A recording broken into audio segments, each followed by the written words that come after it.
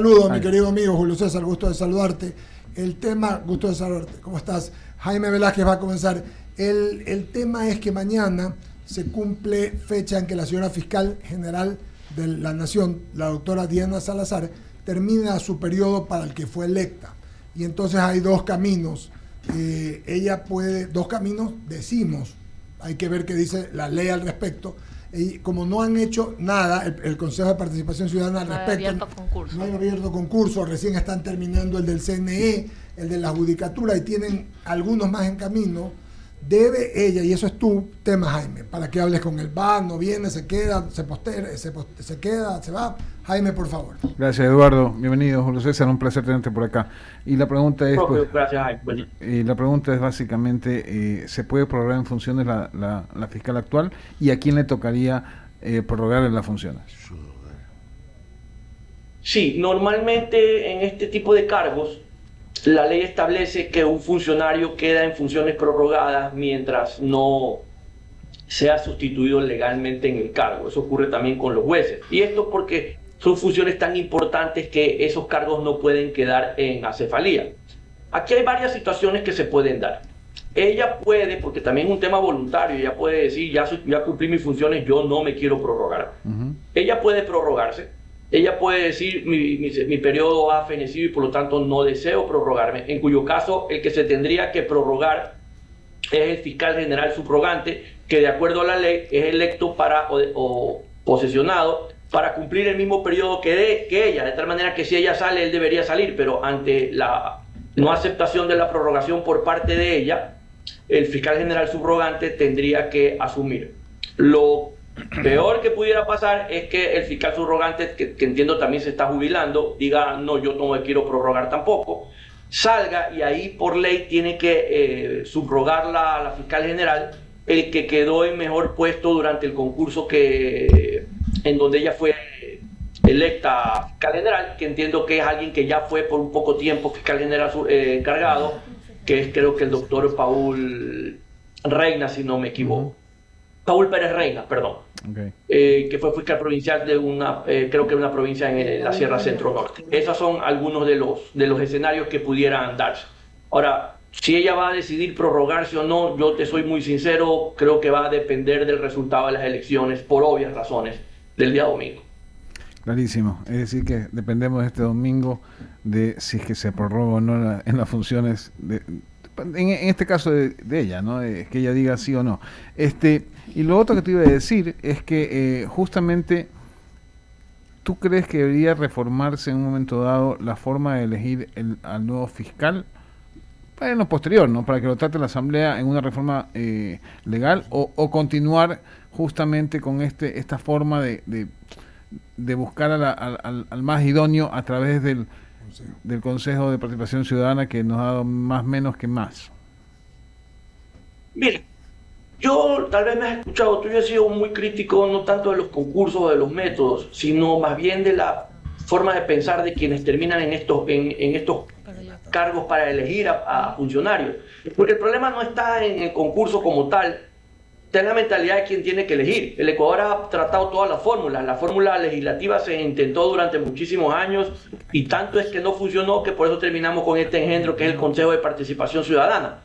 El problema no está en el método, está más bien en la mentalidad de quienes en un momento dado tienen que decidir si el método funciona o no funciona, porque el Ecuador es el país de echa la ley, echa la trampa. Creo que un concurso público como tal es bueno porque te permite traer personas de varias vertientes. Pero el problema no está en el concurso como tal, sino básicamente en quienes llevan adelante el concurso y en el reglamento del concurso. Si tú corriges el reglamento del concurso de tal manera que garantizas igualdad de oportunidades tanto para los que vienen de la academia como los que vienen de la propia fiscalía o del corte o de libre ejercicio, vas a mejorar sustancialmente la calidad de personas que quieran participar. Y obviamente, más allá de que si lo hace un Consejo de Participación Ciudadana o lo hace tal vez una comisión de notables juristas que sean seleccionados a su vez por ternas que vienen de la Asamblea, de la función ejecutiva, etcétera, etcétera, también va a funcionar siempre y cuando la mentalidad sea hay que escoger al mejor. Porque si la mentalidad no es esa, no interesa si es la Asamblea, el Ejecutivo, un Consejo de Participación, la Judicatura, tú ponle el nombre que quieras, no va a funcionar. Ahora, lo que hay que hacer es purgar primero dentro de la función judicial, entre ellos los fiscales y los jueces, para poder tomar una decisión diferente de cómo debe llegar a ser uno la mayor autoridad, tanto como Fiscalía como la Corte Superior de Justicia. Le voy a dar paso a Ramiro Cepeda, que tiene más preguntas para ti, mi querido Julio César. Adelante, Ramiro, te escuchamos. Gracias, Jaime. Julio César, ¿cómo estás? ¿Qué tal? Qué gusto saludarte, Ramiro. Buen día. Igualmente. Los tiempos políticos no han sido ajenos a los tiempos de la señora fiscal. Durante un lapso no ha habido sobresaltos así que narrar dentro del acontecer de la fiscalía. Y tú acabas de citar un hecho que termina siendo casi un secreto a voces. Su decisión va a estar supeditada a los resultados que tengamos el día domingo. ¿Tú ves en la señora fiscal ya el ánimo de dejar el cargo y dedicarse a otro tipo de actividades, o ves en ella todavía que tiene mucho hilo en el carrete, porque temas por resolver hay los que quieras? Yo no sabría decirte si después de 6 años ella está lo suficientemente agotada en todos los sentidos, especialmente en el psicológico, porque esto debe ser muy difícil en ese cargo en donde uno no hace amigos sino enemigos, y tener gente atrás todo el tiempo entre delincuentes y más delincuentes tratando de tumbarte, si ella realmente quiera o no continuar. Inicialmente pensaría que sí, porque hay casos importantes que están quedando a mitad de camino, ¿verdad? Solo con algunas sentencias de primer nivel, otros ni siquiera han llegado a eso, y creería yo que ese trabajo que le ha costado muelas a la doctora Salazar llevar a esas instancias, y una persecución también implacable e insaciable, pero además que no ha terminado, creería que ella querría terminar eso para dejar cerrados esos casos, porque ella no puede garantizar tampoco que quien la reemplace en un momento determinado vaya a ser un trabajo que permita concluir eso como la mayoría de los ecuatorianos quiere que concluya, es decir, con sentencias definitivas, condenatorias, para los que realmente sean culpables. Yo, si me preguntas, es un mix. Yo creo que ella no creo que quisiera quedarse 6 años más, pero sí tal vez lo suficiente como para poder dar por concluidos esos casos y de ahí pues retirarse a descansar. Después ya serían 7 u 8 años. Eso va a depender, repito, de las elecciones. Si el presidente Noboa es reelecto, creería ya que ella se va a quedar. Y se va a quedar durante un promedio de 2 años, que es lo que yo estimo más o menos. Se va a demorar entre terminar lo que tiene pendiente y que el Consejo de Participación Ciudadana haga finalmente el concurso para reemplazar. Eso creo que es lo que realmente al final del camino va a pasar. Ahora, si gana la señora González, creo que antes del 24 de mayo la doctora Salazar va a tener que irse, porque no le van a dar descanso. Más allá que la asamblea está mitad dividida. El problema es que en este país, desgraciadamente, no existe independencia de funciones. Y lo que ocurre es que cuando viene un gobierno, todos, independientemente de la función, se dan la vuelta y se cuadran con el que está al mando. Lo que le va a impedir a ella el tener la tranquilidad y la paz suficiente para poder terminar su trabajo, porque estoy seguro que la van a tener todos los días sentada en una comisión de fiscalización, hostigándola permanentemente. Clarísimo. Le paso a Cecilia Durel, que continúa con la entrevista a Julio César. Julio César, ¿cómo estás? Buenos días. Yo quería preguntar también acerca de, la función de fiscal Diana Salazar. Sabemos puntualmente que ha tenido un ejercicio muy difícil en este contexto ecuatoriano y ganándose, como bien decías, muchos enemigos. En caso de que gane Daniel Noboa y ella se extienda sus funciones por un par de años, ¿qué pasaría después de esto? ¿Tendría igual la obligación de irse del país producto de que ha generado muchos enemigos políticos también? ¿O pudiese quedarse aquí en qué otro cargo? Yo no creo que la fiscal general, primero que un cargo de esos ya más arriba solo sería tal vez presidenta de la Corte Nacional de Justicia, que ella no cumple los requisitos porque no ha sido jueza y no ha estado ahí. Entonces no podría. Después de eso ya hay un procurador general del Estado, no podría. Tal vez un cargo de libre remoción que se lo dé el Ejecutivo, no creo que sea el equivalente a un fiscal general, porque uno lo que trata siempre es de ascender. Pero más allá de eso, el riesgo que ella corre, porque hay que reconocerle que ella corre un riesgo, ella y su familia, no da para que ella se quede en el país. De hecho, ella tendría que irse a un país en el que poco y más no sea una persona conocida o no se sepa, porque usted comprenderá que haber atacado a mafias transnacionales implica pues tener un riesgo, por así decirlo, también transnacional. Esta gente no tiene fronteras para delinquir y por lo tanto pues ella sí corre un riesgo. Por eso yo en algún momento dije que quien quiera ser fiscal general, por ley, debería el Estado estar obligado a darle por lo menos no menos de 2 o 3 años de protección en cualquier parte del mismo nivel que tenía cuando ejercía el cargo. Porque si a ella le llega a pasar algo, ya no siendo fiscal general, usted comprenderá que el que esté en el cargo se va a cuidar porque sabe que algún día va a estar en esa situación. Y eso es una forma de intimidación. De tal manera que el Estado ecuatoriano tiene la obligación, en este momento que no es una obligación legal, de hacerlo para preservar la institucionalidad y preservar que quien venga en el cargo lo haga correctamente sin el temor de verse sometido a una represalia cuando deje el cargo. De tal manera que pienso que ella debe estar fuera del país. Entiendo que su voluntad es estar fuera del país, pero pienso que el Estado ecuatoriano también tiene que encontrar la fórmula de protegerla para preservar la institucionalidad. Y en caso de que la fiscal Diana Salazar pues decida no continuar, no se ha abierto todavía un concurso para la fiscalía, pero ¿hay algún perfil que tú puedas sugerir que esté al mismo nivel? Porque el nivel de autoridad que tiene la fiscal Diana Salazar pues evidentemente deja la vara muy alta. Bueno, yo no he estado tan de acuerdo con eso, por lo que he podido leer en ciertos casos, pero la esencia como tal de combatir la delincuencia organizada, sobre todo aquella que está enquistada en la función pública, en donde están no solo jueces y fiscales, también están abogados en libre ejercicio, porque yo he sido los que primero que ha dicho hay que depurar a los fiscales y los jueces, sí, pero empecemos por los abogados en libre ejercicio, que son el enlace entre los funcionarios públicos y el particular que va y corrompe, porque la plata la pone el particular para corromper al funcionario público, ¿verdad? La esencia de combatir eso es correcta. Algunos procedimientos del fin justifican los medios, yo los he criticado duramente porque eso no garantiza que a futuro esas sentencias se sostengan en el tiempo. Y la gente quiere que se sostengan en el tiempo, que esta gente cumpla las... Pero si viene una corte interamericana y dice aquí se violaron un poco de derechos, pues lo que vamos a terminar es pidiéndoles disculpas tras que se llevaron en peso la justicia. Y además indemnizándolos. Y eso no es lo que la gente quiere. Ahora, perfiles hay muchos. El problema, y lo voy a decir por primera vez, hay que verlo desde una perspectiva que nunca se ha visto. ¿Qué es la Fiscalía General del Estado? O el concurso. Es un empleo. Es un concurso para un empleo. Te están ofreciendo trabajo. Entonces pongámonos la mano en el pecho. Tú trabajas en un lugar bajo ciertas condiciones y ganas X. Ese concurso debería tener mejores condiciones de empleo, no solo en lo que ganas, sino también en las condiciones de trabajo. Entonces, si tú quieres a los mejores, tienes que ofrecer las mejores condiciones. Ejemplo, un abogado en libre ejercicio, me invento, gana 10,000, 15,000, 20,000 dólares al mes, probablemente. Alguien que pudiera estar en ese perfil de conocimiento para poder ser bueno para el cargo, y tú le estás ofreciendo, no sé, 6,000, 7,000, y por ahí tienes un problema. Porque obviamente siendo fiscal general no puedes litigar, de tal manera que ese es tu sueldo. Si no vives en Quito, de paso te toca la mitad de lo que ganabas antes para tener el doble de los gastos, porque mantienes un hogar en otra parte y aparte tienes que tener casa en Quito. Como abogado en libre ejercicio, escoges tus casos, escoges tus enemigos. Como fiscal general no puedes escoger los casos y todos son tus enemigos. Al final del camino, 6 años después, como abogado en libre ejercicio, sigues tranquilo por las calles. Como fiscal general, 6 años después, si has hecho las cosas bien, te tienes que esconder, tú y toda tu familia. La pregunta ¿es una buena oferta de trabajo? ¿Tú crees que es una buena oferta de trabajo?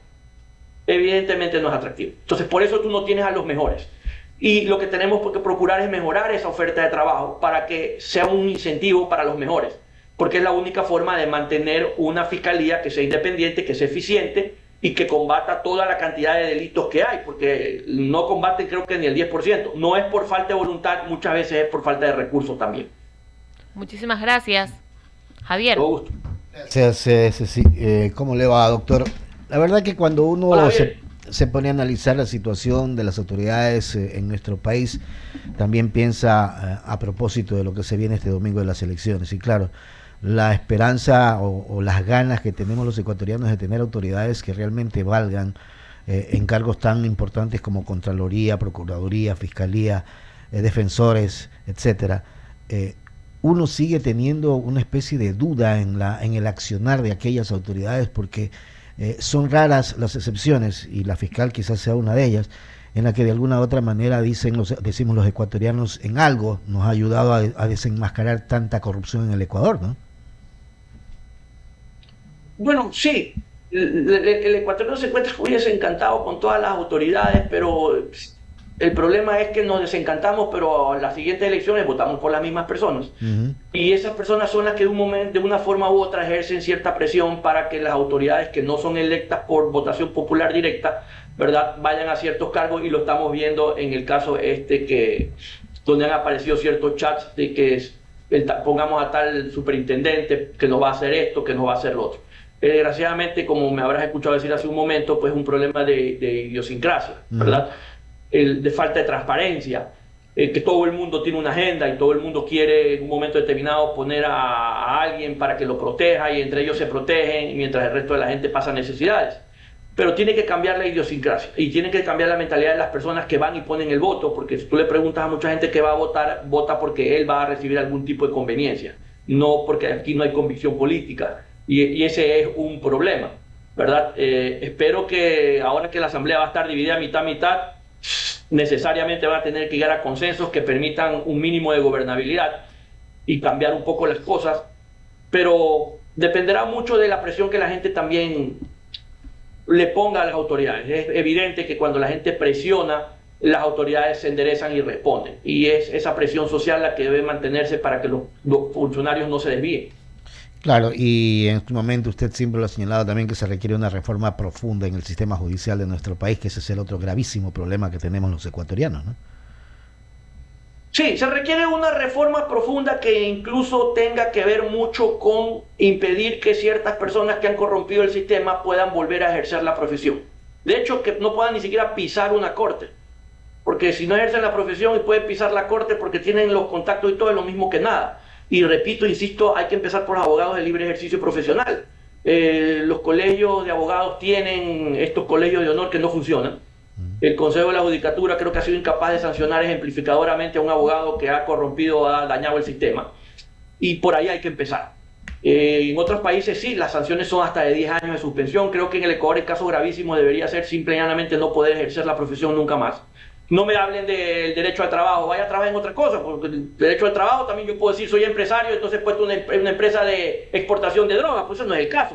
Es que soy empresario, hay libertad de empresa, no. Las libertades que da la Constitución para trabajar y para emprender son dentro del marco constitucional. Usted no puede decir yo tengo la necesidad de trabajar como abogado porque no sé hacer otra cosa y por eso corrompo el sistema. No funciona así.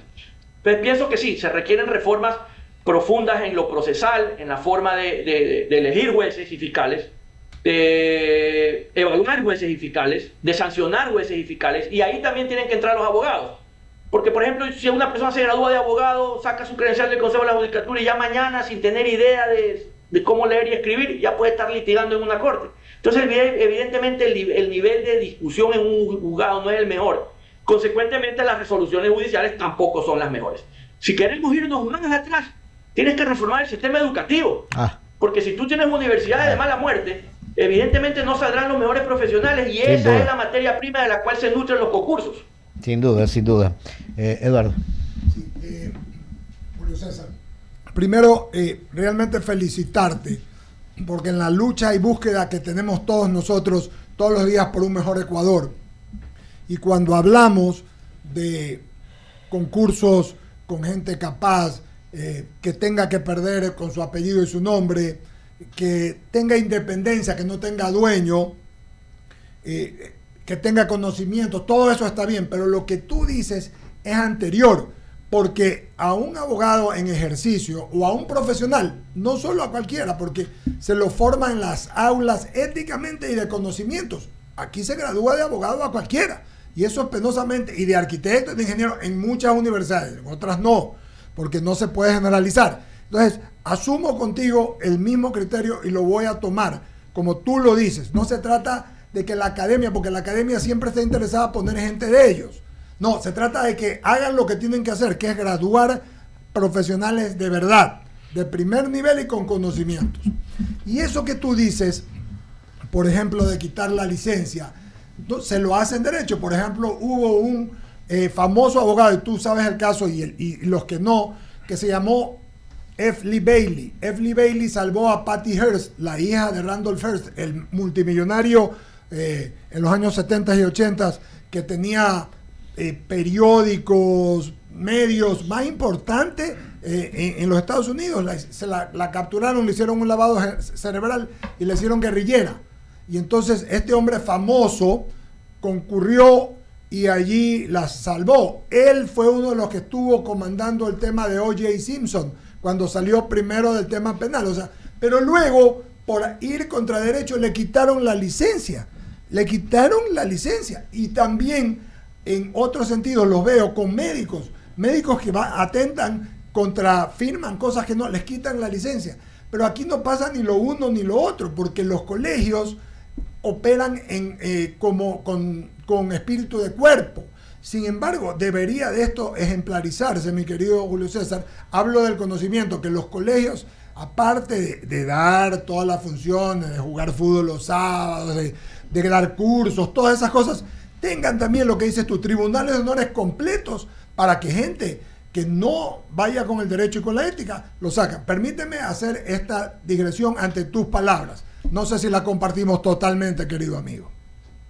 Por supuesto, estoy totalmente de acuerdo. Si nosotros no depuramos el sistema, empezando por los profesionales, porque si nos ponemos a pensar, para ser juez y fiscal, ¿qué se necesita hacer primero? Abogado. Para ser abogado, ¿qué hay que hacer primero? Pasar por las aulas universitarias. Entonces, el conocimiento del juez, del fiscal y del abogado, que también a veces es defensor público, ¿verdad?, pasa por el conocimiento que obtuvo en las aulas. Si ese conocimiento fue deficiente, evidentemente el nivel de profesionalismo, tanto del uno como del otro, va a ser deficiente. Y por eso es que tú tienes muchas veces las cárceles llenas de gente que es inocente, pero no porque ellos hayan hecho las cosas mal, sino porque quienes hicieron las cosas mal son los abogados que no sabían cómo defenderlo, o los jueces que no entendían la ley. Entonces hay que hacer una depuración desde el principio.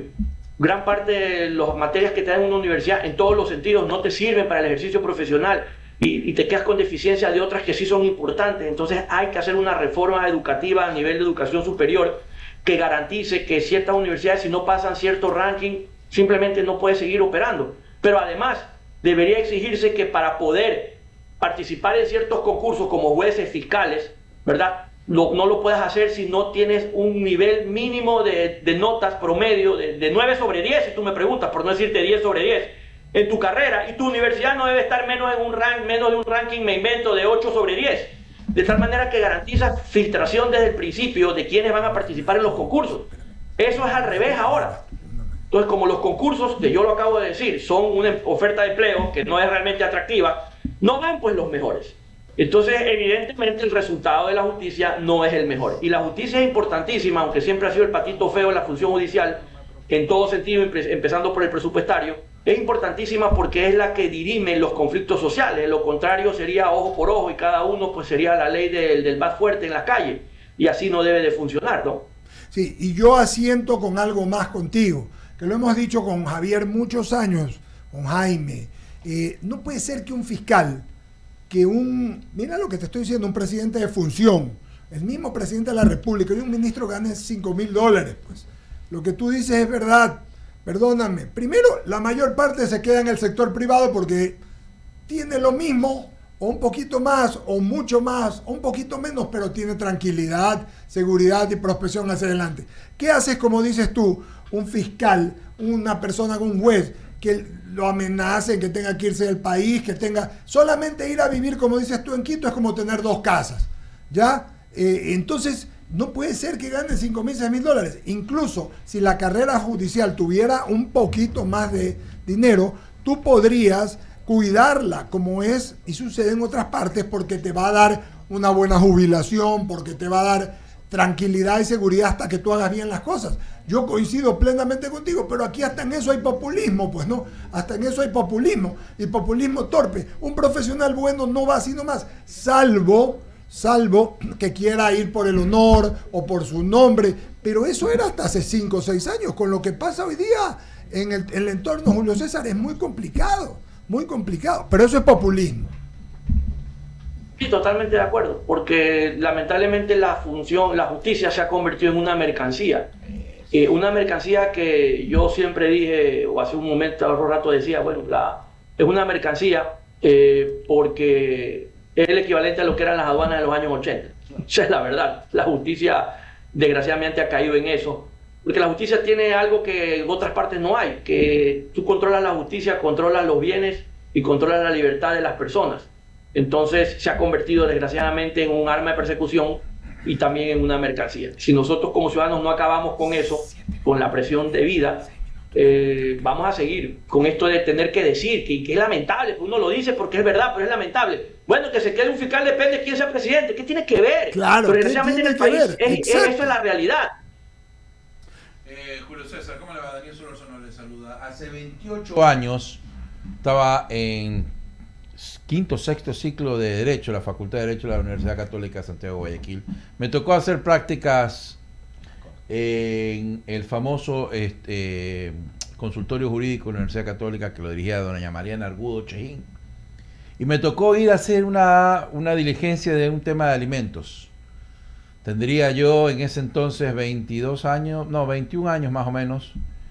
Y lo primero que me dijo el secretario es que tenía que darle 15.000 sucres para poder darme la copia, para poder sacar copia de un expediente. 15.000 sucres. Yo, un estudiante, 21 años. ¿Sabe lo que pasó? Dije, como el francés no me lo puedo usar aquí, los pastores, usted llena ese espacio. Y mi vocación fue el periodismo. Yo estudié Derecho por una circunstancia bastante extraña, porque la Faxo estaba en una huelga de 6 meses. Cerrada la Faxo. Me dediqué a estudiar Derecho. Me licencié y dije, no, yo no voy a ser parte de esto. Estamos hablando de hace 28 años. Ya era un mercado. El Palacio de Justicia era un mercado. Ahí no podías entrar sin dinero. Palacio de la Moneda. No podías entrar sin dinero. 30 años después, mi hijo que estudia Derecho, la semana pasada me vino a conversar, papá, tengo este problema. Le dije, está en ti. Y como sé cómo es la realidad, porque la realidad es esa, no se mueve una hoja sin un dólar. Entonces te tocará escoger entre tu conciencia y tu conocimiento. Porque de nada sirve que seas el más preparado en este país en cuanto a la de derecho si te metes a ese mercado llamado función judicial, justicia. Y usted lo ha dicho. Desafortunadamente vivimos un estado donde todo se monetiza y la justicia está monetizada. No estoy hablando para dictar sentencia, estoy hablando para que el sistema funcione, trabaje. ¿Cómo lo resolvemos? Está claro que desde las facultades no lo vamos a resolver. Está claro que en la sociedad tampoco. Entonces, Julio César, ¿a quién le frotamos la varita, la cantina para que salga el genio y nos diga, esta es la forma? Te voy a dar una que creo que es bastante sencilla, no sé si sea la panacea, pero creo que va a ayudar mucho. Tiene que ver con la tecnología. Okay. Por ejemplo, hablábamos de que amenazan a los jueces, a los fiscales. Yo te voy a decir algo, obviamente me voy a reservar el nombre. Se lo comenté a una persona de buen nivel en cuanto al tema judicial. Le decía, mira, yo creo que la solución en parte es, por ejemplo, que ya está en la ley, ya están las resoluciones de la judicatura en otros términos y ya está la sentencia de la Corte que lo permite. Todos los jueces penales deberían tener competencia territorial y los fiscales competencia territorial nacional. Los fiscales lo tienen porque no son jurisdiccionales. Entonces, ejemplo, y tienes que crear salas de audiencia en el metaverso. ¿Okay? Entonces ya no necesitas gastar plata en esas unidades judiciales en donde no hay pues nada, porque de verdad no hay nada, se caen a pedazos. Es más barato tener, entonces lo que haces es, llega un caso de Guayas, me invento de Guayaquil, y lo sorteas entre todos los jueces menos los de Guayas. Entonces al juez lo vas a tener en Sucumbíos, al secretario lo vas a tener en Manta, al fiscal lo vas a tener en Machala. El expediente es digital como un ebook, de tal manera que lo puedes revisar en el internet, y el abogado puede estar en China de vacaciones, y todos se encuentran en el metaverso. El juez no lo vas a poder localizar fácilmente porque más allá que puedes saber su nombre, porque no podemos tener jueces sin rostro, la Corte Interamericana dice que eso no puede suceder, pero no es lo mismo tener el juez sucumbido cuando el delincuente está en Guayas. Entonces va a ser mucho más difícil corromperlo. Interesante. Si además tú proteges especialmente esos nombres de tal manera que, por ejemplo, si el delincuente va y le da al de registro civil $20 para que le busque dónde vive el juez, se le bloquee la computadora del registro civil y le genere una alerta de amenaza al juez, al sistema de protección de víctimas y testigos de la fiscalía y al jefe del funcionario que va y le dice, explíqueme por qué usted está buscando a alguien con el nombre protegido. Y no se desbloquea hasta que no se sepa, más allá que se va a investigar al funcionario. Parece correcto. Son cosas que se pueden hacer. ¿Sabes lo que me dijeron? ¿Qué le dijeron? Que no se podía. Me dijeron, agárrense de la silla, no porque se acaba la corrupción. Eso me dijeron. Pero les estoy diciendo que es un libre mercado, la justicia en este país es un libre mercado. que nadie Entonces, quiere ponerle la el solución basta. está, y te voy a decir otra cosa, las resoluciones judiciales, también de fiscales, de jueces, de secretarios, de citadores, todo debe estar en un sistema que funcione con inteligencia artificial, de tal manera que yo pueda saber cómo un juez resolvió casos análogos, por ejemplo, de formas distintas, y poder establecer si hay vínculo entre el juez, el fiscal, el abogado, el secretario, el amanuense. Eso te hace una inteligencia artificial así. Qué interesante. Y te va a permitir establecer patrones de conducta que en un momento dado puedas decir, sabes que aquí hay un grupo que está corrompiendo. Aquí hay cosas que no están bien. Y sirve para evaluar. ¿Por qué no se hace? Interesante No es cotejar es las parte de voluntad. sentencias. Sí, señor. Interesante Sí, señor. cotejar las sentencias en similares casos. No puedo decir más porque Señor. solo iba a decir que iba a hacer una sola pregunta, Julio César, y me voy a respetar eso. Querido Julio Mención, César, Héctor. con una solución bastante posible, Interesantísimo. interesante, diferente, te dejamos, te agradecemos y esperamos seguir conversando como siempre, mi querido amigo. Tengas un buen día. Sí, saludos a todos. Que tengan un Saludos, buen día. querido. Gracias. Muy claro, Julio César Cueva, muy directo, la verdad. Así hay que hablar. Claro. Cuando hablamos de justicia hay que ser directo.